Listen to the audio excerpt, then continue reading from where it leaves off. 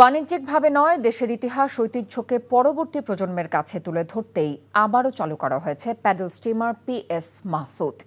একথা জানিয়েছেন নৌ পরিবহন উপদেষ্টা brigadier general M Sakhawat Hossain.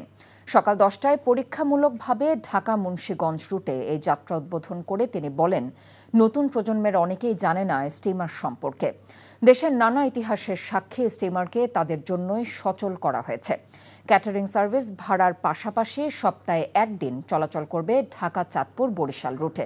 রাষ্ট্রীয় মালিকানাধীন বাকি 3টে স্টিমারও সংস্কার করা হচ্ছে বলে জানিয়েছেন উপদেষ্টা। স্টিমারটির সংস্কার কাজে ব্যয় হয়েছে 2.5 কোটি টাকার মতো। 2022 সালে যাত্রী সংকট ও আর্থিক লোকসানের মুখে বন্ধ হয়ে গিয়েছিল এই প্যাডেল স্টিমার। আমি আশা করি যে এটা নতুন যাত্রা শুরু হবে এবং আপনাদের মাধ্যমে এটা একটু প্রচার পাক, যাতে আমরা আমাদের দেশের ঐতিহ্যগুলোকে জীবিত রাখতে পারি। আমাদের দেশের ঐতিহ্য বলতে এখন কিছু নাই, যেটাই দেখছি ভেঙে ফেলো, ওটাই দেখছি নতুন করে। ইভেন পুরনো ঢাকার যে ঐতিহ্যটা ছিল এটাও তো এখন নাই।